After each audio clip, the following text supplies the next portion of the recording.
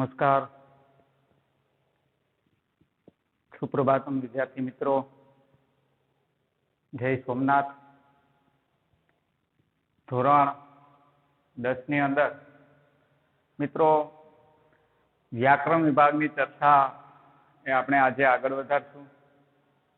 લગભગ મારા ખ્યાલ મુજબ ધોરણ 10 ની અંદર અભ્યાસ 6 એટલે કે વિસર્ગ સંધિનો પરિચય, બરાબર, એ વ્યાકરણનો અંતિમ ટોપિક છે। ત્યાં આપણો 10મા ધોરણનું વ્યાકરણ છે એ પૂર્ણ થાય છે મિત્રો। તો એ અંતિમ અને છેલ્લા ટોપિકની વાત ચર્ચાથી આપણે કરશું। વિસર્ગ સંધિના નિયમો મિત્રો, આની પૂર્વ ભૂમિકા જો આપણી પાસે થોડીક હોય અથવા પૂર્વ જ્ઞાન થોડુંક હોય તો આજે જે આપણે વિસર્ગ સંધિને લગતા જે નિયમોનો અભ્યાસ કરવાના છે એ અભ્યાસ છે એ આપણે સરળતાથી કરી શકીએ। એ માટે થોડુંક પૂર્વ જ્ઞાન એ આપણી પાસે હોવું જોઈએ કે જે તમે ધોરણ 8 અને 9 ની અંદર શીખી ગયા છો। મિત્રો, સંધિની વાત આવે, આપણે નિયમો એ શીખવાના છે વિસર્ગ સંધિના, એ સંધિને અનુલક્ષીને અભ્યાસ કરવાનો છે। તો સૌપ્રથમ આપણી પાસે એ જ્ઞાન હોવું જોઈએ કે સંધિ એટલે શું। મિત્રો, શરૂઆતની અંદર આપણે સંધિનો અર્થ, બરાબર, કે સંધિનો અર્થ શું થાય તેને સમજવા માટેના પ્રયત્ન છે કરશું। તો સંસ્કૃત ભાષાની અંદર મિત્રો કહેવામાં આવ્યું છે કે સમ પ્લસ ઢા, બરાબર, સમ એટલે સારી રીતે, સમ પ્લસ ઢા, સમ એટલે સારી રીતે અને ધા એટલે કે ધારણ કરવું, સારી રીતે ધારણ કરવું।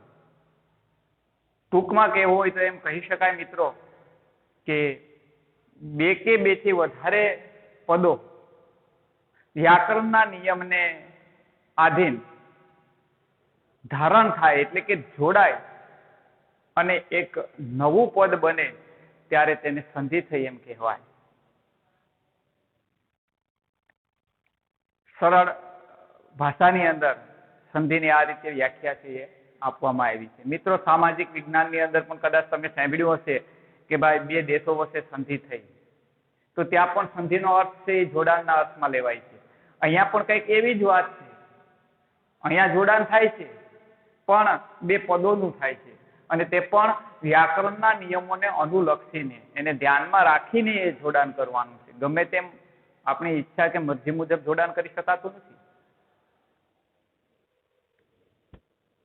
એથી આગળ વાત કરીએ તો બે વર્ણોના યોગથી ઉત્પન્ન થતો વર્ણનો વિકાર એટલે કે સંધિ।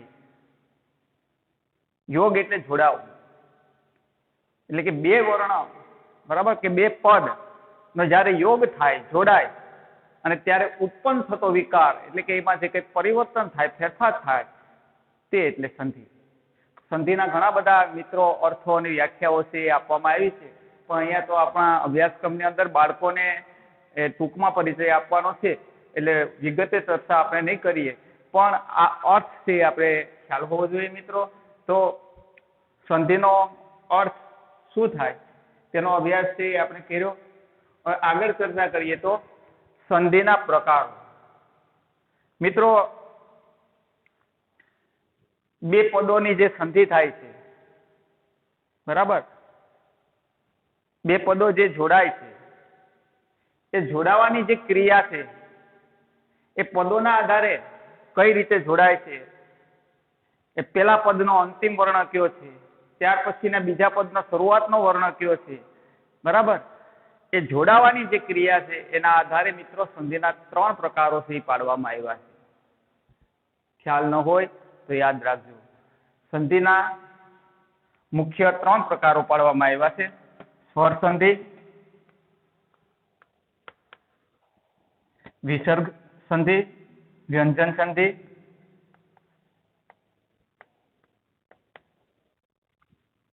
અને અત્યારે આપણે ચર્ચા કરીએ વિસર્ગ સંધિ.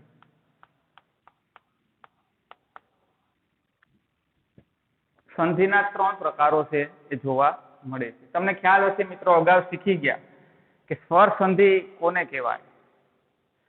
તો મિત્રો જે 2 પદો જોડાય છે એમાં પહેલું પદ છે એનો અંતિમ વર્ણ. દાખલા તરીકે ઉદાહરણ તરીકે જોઈએ તો મહા વત્તા ઈસ. બરાબર. તો અહીંયા આ જે પહેલું પદ છે એનો અંતિમ વર્ણ એટલે કે આ સ્વર છે અને બીજા પદનો શરૂઆતનો વર્ણ એટલે કે અહીંયા ઈ સ્વર છે. બંને બાજુ સ્વર છે. બરાબર. જ્યારે કોઈ 2 પદો નું આ પ્રમાણે જોડાણ થતું હોય મિત્રો કે પૂર્વ પદનો અંતિમ વર્ણ અને ત્યાર પછીના પદનો શરૂઆતનો વર્ણ બંને જો સ્વર હોય, બરાબર, તો તેને સ્વર સંધિ કહેવામાં આવે છે. અને ટૂંકમાં અને સરળ રીતે જો આપણે કહેવું હોય તો એમ કહી શકાય કે સ્વરનું સ્વર સાથેનું જોડાણ એટલે કે સ્વર સંધિ. બંને બાજુ સ્વર જ હોય છે અને બંને સ્વર જ એ સ્વર સંધિની અંદર જોડાય છે. એટલે એવી રીતે પણ આપણે મિત્રો એને કહી શકીએ, યાદ રાખી શકીએ. એ ચર્ચા તમે અગાઉ શીખી ગયા છો મિત્રો.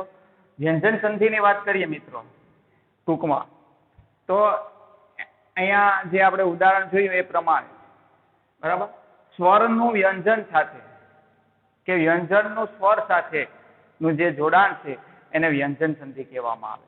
બરાબર. 2 માંથી એક બાજુ છે જે 2 પદ આપેલા હોય, બરાબર, જે જોડવાના થતા હોય, એ જોડવાના થતા એ બંને પદમાં પહેલા પદનો અંતિમ વર્ણ અથવા તો ત્યાર પછીના જે પદ છે એનો શરૂઆતનો વર્ણ 2 માંથી એક બાજુ વ્યંજન હોય.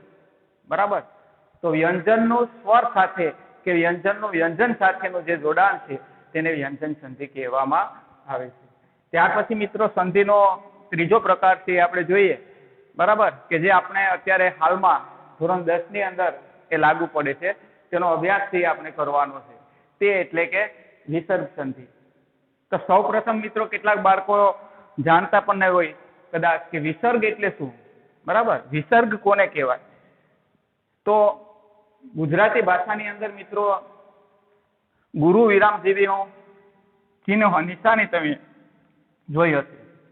ઉપર નીચે 2 જે ટપકા જેવું જે ચિહ્ન હોય, બરાબર, તો આ જે ચિહ્ન છે એને સંસ્કૃત ભાષાની અંદર મિત્રો વિસર્ગ કહેવામાં આવે છે.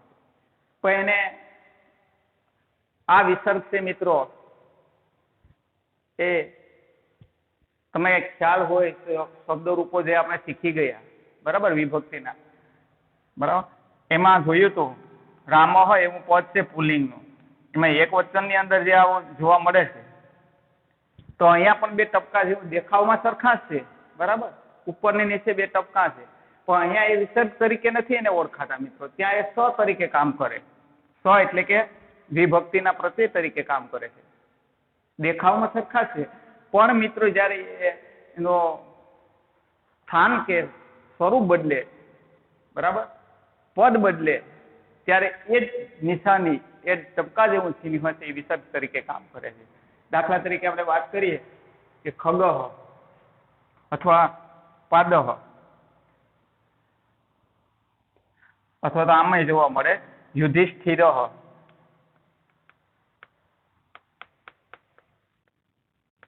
બરાબર. અહીંયા વ્યક્તિનું નામ છે ને એમાં જે જોવા મળે છે તો એ વિસર્ગ તરીકે કામ કરે છે. એટલે ટૂંકમાં કહેવું હોય તો કહી શકાય, બરાબર, આવી ચિહ્ન 2 જગ્યાએ જોવા મળે. ઉપર નીચે ટપકા જેવું ચિહ્ન એક વિસર્ગ તરીકે પણ કામ કરે છે સંસ્કૃત ભાષાની અંદર અને ક્યારેક એક વિભક્તિના પ્રત્યય સ તરીકે પણ કામ કરે છે. અત્યારે આપણે જે લાગુ પડે છે એ વિસર્ગ, બરાબર. તો કોઈ પણ પદની અંદર વિસર્ગ હોય, બરાબર, કોઈ પદ આપેલું હોય અને પૂર્વ પદના અથવા પહેલા પદના અંતે વિસર્ગ હોય અને વિસર્ગ પછી સામે કોઈ પણ સ્વર કે વ્યંજન હોય અને એનું જ્યારે જોડાણ થતું હોય ત્યારે તેને વિસર્ગ સંધિ કહેવામાં આવે. ટૂંકમાં કહેવું હોય તો એમ કહી શકાય કે વિસર્ગનો સ્વર કે વ્યંજન સાથેનું જોડાણ એટલે કે વિસર્ગ સંધિ. બરાબર. હવે મિત્રો આ સંધિના મુખ્ય 3 પ્રકારોની વાત કરી, બરાબર. એમાં સ્વર સંધિના નિયમો ઘણા બધા છે, વ્યંજન સંધિને લગતા નિયમો પણ ઘણા બધા છે, બરાબર.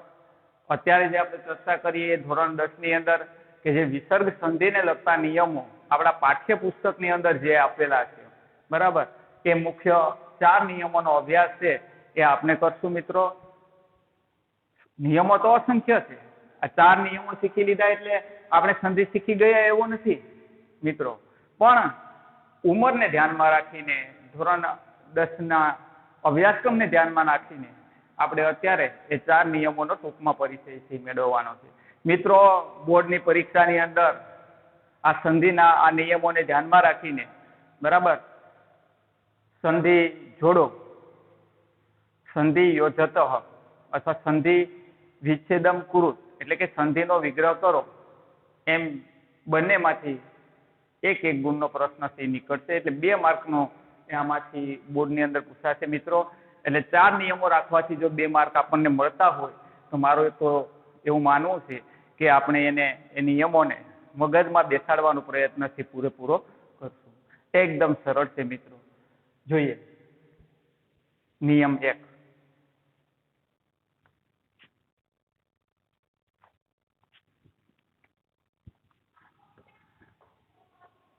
નિયમ 1 મુજબ જોઈએ મિત્રો તો જ્યારે 2 પદો જોડાતા હોય ત્યારે પહેલું જે પદ છે એ પહેલા પદને અંતે વિસર્ગ હોય, એટલે કે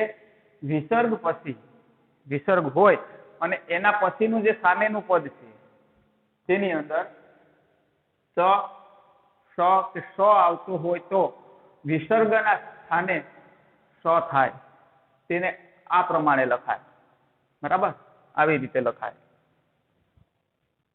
એટલે એમ તમને આ નિયમ મગજમાં કદાચ નહીં બેસે, પણ ઉદાહરણ તરીકે આપણે એક જોઈએ એટલે વાત મગજમાં બેસી જશે. માની લો કે તમારી સામે 2 પદ આ પ્રમાણે છે, એક યુધિષ્ઠિરાદય અને બીજું પદ છે ચ. આ 2 પદનો જોડાણ કરવાનું છે, સંધિ કરવાની છે, જોડવાની છે, બરાબર. તો એમાં જે પહેલું પદ છે યુધિષ્ઠિરાદય પ્લસ ચ, તેમાં પહેલા પદને અંતે વિસર્ગ છે, બરાબર. અને વિસર્ગ પછી આ 3 વર્ણો આપણને યાદ રાખવાના, બરાબર, કે નિયમ 1 મુજબ ચ કે સ આવતો હોય, બરાબર, અહીંયા સ આવે છે વિસર્ગ પછી, તો વિસર્ગના સ્થાને શું થાય? સ થાય. તેને આવી રીતે લખાય. એટલે આનો સંધિ કરવી હોય આપણે તો યુધિ સ્થિરા દય, બરાબર, એવું છે ને. અહીંયા વિસર્ગની જગ્યાએ શું થઈ જાય? સ થાય. એટલે વિસર્ગનો સ એને લખાય આ પ્રમાણે યુધિષ્ઠિરાદય ચ. આ સંધિ જોડાઈ ગઈ. સંધિ યોજત, સંધિ જોડો એવો પ્રશ્ન પૂછાય કે યુધિષ્ઠિરાદય પ્લસ ચ. તો આ નિયમ 1 પ્રમાણે વિસર્ગનો સ કઈ રીતે થાય એ આપણે યાદ રાખવું પડે. હવે આ જ નિયમની અંદર, પેલા જ નિયમની અંદર કે વિસર્ગ પછી ટ, ઠ કે સ આવતો હોય, બરાબર, તો વિસર્ગના સ્થાને સ થાય, ષષ્ઠકોણ. એને લખાય કઈ રીતે? અડધો લખાય, બરાબર. એટલે તમને ખ્યાલ હોય તો આપણે જે વ્યંજનો શીખી ગયા એ વ્યંજનોને 5 વર્ગની અંદર વિભાજિત કરવામાં આવ્યા છે. ક, ચ, ટ, ટ અને પ. એ 5 વર્ગ છે, બરાબર. તો એમાં ક છે પહેલો વર્ગ, ચ છે બીજો વર્ગ છે, ટ છે ત્રીજો વર્ગ છે, ક, ચ, ટ અને ત અને પ આ ચોથો વર્ગ છે, બરાબર. દરેક વર્ગના પાછા, બરાબર, બીજા વર્ગના પહેલો બીજો વર્ણ અને સ યાદ રાખવાનું. એટલે એ પ્રમાણે પણ આપણે યાદ રાખી શકીએ. જોઈએ ઉચ્ચારણ સ્થાનના આધારે વ્યંજનોનું જે વિભાજન કરવામાં આવ્યું છે, બરાબર. તો ટ, ઠ કે શ આવતો હોય વિસર્ગ પછી, તો વિસર્ગના સ્થાને સ થાય. ત્યાર પછી આ જ નિયમની અંદર, પેલા જ નિયમની અંદર કે ત, થ કે શ આવતો હોય વિસર્ગ પછી, તો વિસર્ગ સ્થાને સ થાય અને તેને અડધો સ લખાય. ઉદાહરણ તરીકે આપણે વાત કરીએ કે માનવાહ અને સંતુ, આવા બે પદોની સંધિ કરવાની છે મિત્રો. તો અહીંયા પૂર્વ પદની અંદર વિસર્ગ છે અને વિસર્ગ પછી સ વર્ણ છે, બરાબર. એટલે ત, થ કે સ એમાંથી કોઈ પણ વર્ણ આવતો તો વિસર્ગના સ્થાને શું થઈ જાય છે? અડધો સ થાય. એટલે આ પદના બંને પદોને આપણે જોડવા હોય, સંધિ કરવી હોય, તો માનવા અને વિસર્ગની જગ્યાએ અડધો સ અને સંતો, માનવા સંતો, આવી રીતે સંધિ થાય. એટલે વિશેષ કઈ વધારે ન કહેતા આપણે આ 9 વર્ણો યાદ રાખવાના, બરાબર. કે પેલા નિયમની અંદર સ, સ કે સ, ત, ઠ કે સ કે ત, થ કે સ, બરાબર. આ 9 વર્ણોમાંથી કોઈ એક વર્ણ આવતો હોય, બરાબર, તો સ, સ કે સ થાય. એ આપણે મૌખિક યાદ રાખવું પડે. હવે મિત્રો વાત કરીએ નિયમ 2 ની. પરીક્ષામાં તમારી સામે આવું કોઈ પદ આવે તો તાત્કાલિક યાદ આવવું જ જોઈએ, બરાબર. તમને આ ઊંધું પૂછે કે માનવા સંતુ, આવું પદ નજરની સામે જોવા મળે તો આ નિયમ 2 બાજુથી લાગુ પડે. જેમ જોડવામાં જે નિયમો લાગુ પડે છે એમ વિગ્રહ કરવામાં પણ એ જ નિયમો લાગુ પડે છે. એટલે અડધો સ દેખાય એટલે ખ્યાલ આવી જવો જોઈએ કે માનવા સંતુ એમાં સ છે એ વિસર્ગના સ્થાને થયો છે પેલા નિયમ મુજબ. એટલે જ્યારે આપણે એનો સંધિનો વિગ્રહ કરવાની વાત આવે, બરાબર, પદને પાછા છોડવાની વાત આવે, વિગ્રહ કરવાની વાત આવે, ત્યારે યાદ હોવું જોઈએ કે સના સ્થાને શું મૂકવાનું છે? તો કે વિસર્ગ. એટલે માનવાહા પ્લસ સંતુ. એટલે જે નિયમો જોડવામાં લાગુ પડે છે એ જ નિયમો પાછા એનો વિગ્રહ કરતી વખતે બંને બાજુથી એ નિયમ છે એ લાગુ પડે છે મિત્રો. તો નિયમ 2 ની ચર્ચા કરશું. નિયમ 1 ની ચર્ચા છે આપણે કરી ગયા. તો નિયમ 2.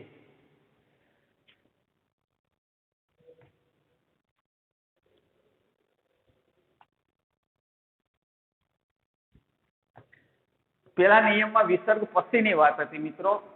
હવે નિયમ 2 ની અંદર શું કહે છે કે વિસર્ગ પહેલા પણ કયો વર્ણ છે અને વિસર્ગ પછી પણ કયો વર્ણ છે, બરાબર. બે બાજુ જોવાનું છે. તો નિયમ 2 મુજબ શું કહ્યું કે જો વિસર્ગ પહેલા અ આવતો હોય, શું આવતું હોય? અ. અને વિસર્ગ પછી અ કે ઘોષ વર્ણ આવતો હોય. મિત્રો ઘોષ વર્ણ એટલે શું એ પાછું આપણે ખબર હોવી જોઈએ.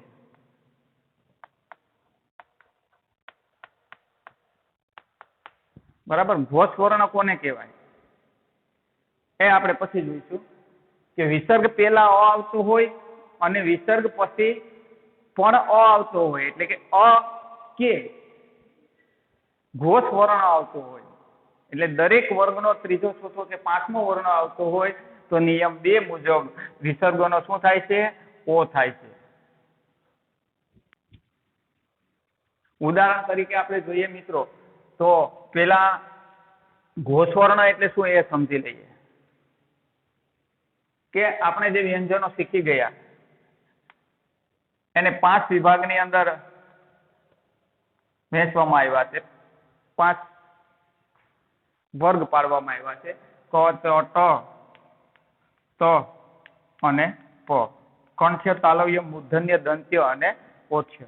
એના ઉચ્ચારણ સ્થાનના આધારે મિત્રો આ 5 વર્ગ થયા. પહેલો વર્ગ, બીજો વર્ગ, ત્રીજો વર્ગ, ચોથો વર્ગ અને પાંચમો વર્ગ, બરાબર. આ પહેલો વર્ગ એટલે ક, બીજો વર્ગ એટલે ત, ત્રીજો વર્ગ એટલે ટ, ચોથો વર્ગ એટલે ત, પાંચમો વર્ગ એટલે પ. પેલા વર્ગનો પહેલો વર્ણ થયો કહેવાય. ક વર્ગનો પહેલો વર્ણ એટલે ક વર્ગનો બીજો વર્ણ એટલે કે ખ, ક વર્ગનો ત્રીજો વર્ણ એટલે કે ગ, ક વર્ગનો ચોથો વર્ણ એટલે કે ઘ. બરાબર. એવી જ રીતે અહીંયા પણ સ, જ, ઠ, ડ, ઢ, ઠ, દ, ધ, ફ, બ, ભ. બરાબર. એમ પૂછવામાં આવે કે પ વર્ગનો પહેલો વર્ણ તો કે પ પોતે, પ વર્ગનો બીજો વર્ણ તો કે ફ, પ વર્ગનો ત્રીજો વર્ણ તો કે બ, પ વર્ગનો ચોથો વર્ણ તો કે ભ. બરાબર. તો દરેક વર્ગનો ત્રીજો, ચોથો કે પાંચમો વર્ણ આવતો હોય. બરાબર.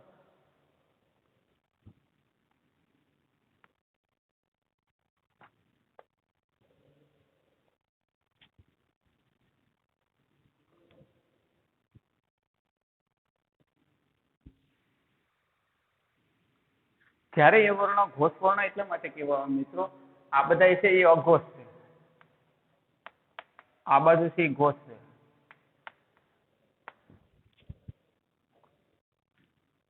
અઘોષ એટલે કે જે કોમળ રીતે બોલાય, એમાં કોઈ થડકાટ કે કોઈ મુશ્કેલી અનુભવતી નથી, સરળતાથી બોલી શકીએ. ક, ખ, ચ, છ, ત, ઠ, ત, થ, પ, ફ. આમાં છે ઘોષ વર્ણની અંદર તેમાં થડકાટ અનુભવાય.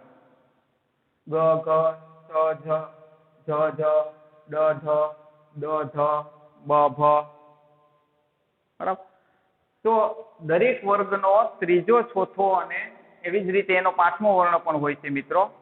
આપણા પાઠ્યપુસ્તકની અંદર એ આપેલું છે કઈ રીતે એનો આખો આ વર્ગોનું વિભાજન જે થયેલું છે. આપણે અહીંયા એની ટૂંકમાં ચર્ચા કરશું. તો આ દરેક વર્ગનો ત્રીજો, ચોથો કે પાંચમો વર્ણ જે આવતો હોય એને વ્યાકરણની ભાષામાં શું કહેવામાં આવે છે? ઘોષ વર્ણ કહેવામાં આવે. તો પણ વિસર્ગનો શું થાય છે? ઓ થાય છે. બરાબર. એટલે નિયમ 2 મુજબ વિસર્ગ પહેલા પણ અ આવતો હોય, વિસર્ગ પછી પણ અ આવતો હોય, અથવા તો ઘોષ વર્ણ આવતો હોય, એટલે કે દરેક વર્ગનો ત્રીજો, ચોથો કે પાંચમો વર્ણ આવતો હોય તો વિસર્ગના સ્થાને ઓ થાય છે. ઉદાહરણ તરીકે મિત્રો આપણે વાત કરીએ. બરાબર.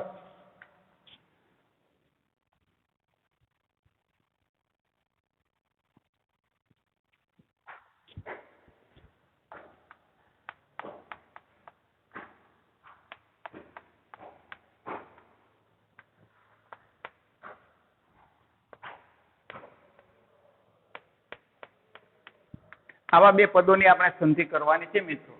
તો અહીંયા વિસર્ગ છે. બરાબર. અને આ યની અંદર અ સ્વર ભરેલો છે, શ્રોતવ્ય. એટલે વિસર્ગ પહેલા અ છે અને વિસર્ગ પછી જ વર્ણ છે. બરાબર. એ ઘોષ વર્ણ છે. દરેક વર્ગના ત્રીજો, ચોથો અને પાંચમો વર્ણ જે આપણે વાત કરી હમણાં, બરાબર, એમાં એ ઘોષ વર્ણની અંદર જનો સમાવેશ થાય છે. એટલે નિયમ 2 મુજબ વિસર્ગના સ્થાને શું થઈ જાય? ઓ થાય. એટલે આ બંને પદોને જ્યારે આપણે જોડવા હોય, સંધિ કરવી હોય તો આવી રીતે કરી શકાય. શ્રોતવ્યો વિસર્ગના સ્થાને ઓ થાય અને જનાદન છે.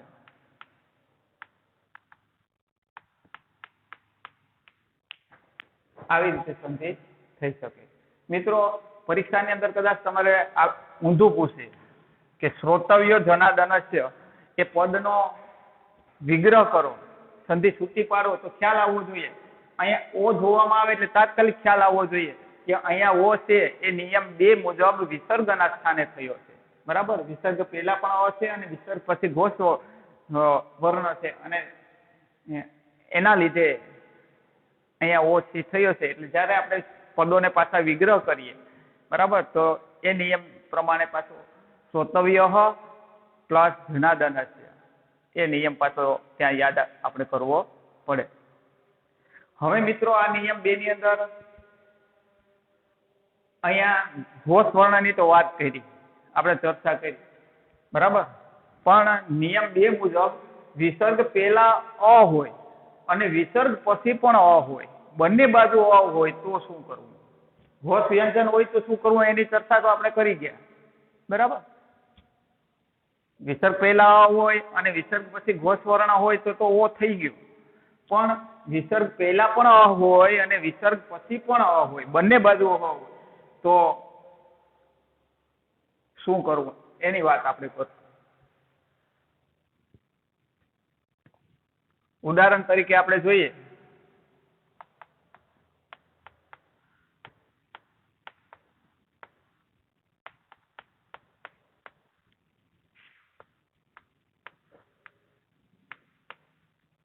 આવા બે પદો તમારી સામે આપેલા હોય તો નિયમ 2 મુજબ આ યાદ રાખવાનું છે આપણે, બરાબર?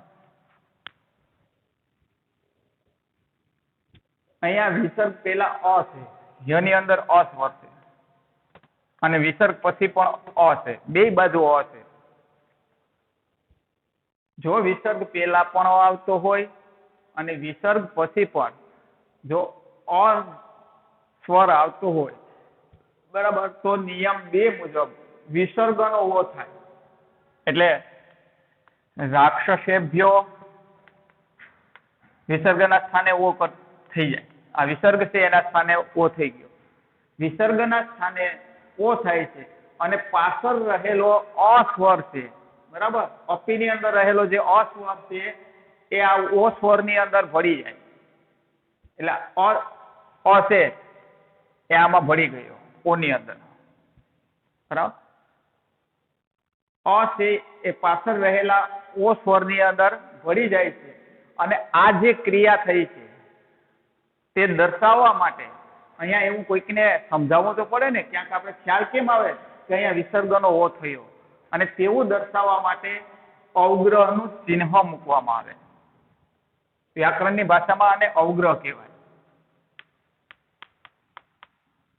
જે દાખલા જેવું જે ચિહ્ન મૂકવામાં આવે, બરાબર, કે વિસર્ગનો ઓ થયા પછી પાછળ રહેલો અ છે એ ઓ સ્વરની અંદર ભળી ગયો અને અ છે એ ઓમાં ભળી ગયો, તે દર્શાવવા માટે અવગ્રહ કહેવાય આને.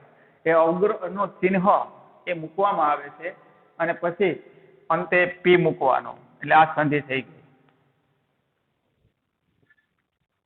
એટલે નિયમ 2 માં વિસર્ગનો ઓ પણ થાય, બરાબર, અને બંને બાજુ સ્વર હોય તો વિસર્ગનો ઓ થયા પછી ત્યાં પાછળ રહેલો અ છે ઓમાં ભળી ગયો, તે દર્શાવવા અવગ્રહનું ચિહ્ન મૂકવામાં આવે, તે પણ આપણે યાદ રાખવાનું રહેશે. હવે આવી કોઈ સંધિ મિત્રો એકાધી હશે ને હશે. આવો અવગ્રહ જેવું જે ચિહ્ન જોવા મળે એટલે તાત્કાલિક ખ્યાલ આવવો જોઈએ કે આ અવગ્રહનું ચિહ્ન છે એ શું બતાવે છે? તો કે અવગ્રહનું ચિહ્ન છે એવું બતાવે છે કે અહીંયા પી ની બાજુમાં અસ્વર હતો, એ અસ્વર છે એ પાછળ રહેલા ઓ સ્વરની અંદર ભળી ગયો, બરાબર, એવું બતાવે છે. એટલે અવગ્રહને જોયા પછી આપણે તાત્કાલિક એ નિયમથી મગજમાં બેસી જવો જોઈએ, યાદ આવવો જોઈએ. અને પાછળ રહેલો ઓ છે એ કેમ થયો? બરાબર, તો કે વિસર્ગ પછી અસ્વર હતો અને એના કારણે વિસર્ગનો શું થઈ ગયો? ઓ થઈ ગયો. એટલે પરીક્ષામાં તમને આ જયારે આવું કોઈ પદ આવે, બરાબર, દાખલા તરીકે બીજું ઉદાહરણ જોઈએ, કૃષ્ણો વદત,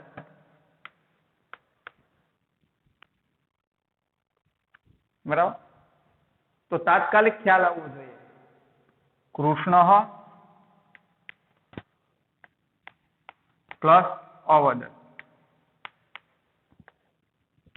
નિયમ 2 મુજબ આપણે આવું કોઈ પદ સામે આવે એટલે સંધિ છોડવામાં નિયમ લાગુ પડે, એ જ નિયમ છોડવામાં લાગુ પડે. એટલે અહીંયા ઓ જે થયો ત્યાં વિસર્ગ મૂકી દેવાનું, કૃષ્ણની જગ્યાએ કૃષ્ણ મૂકી દેવાનું, બરાબર.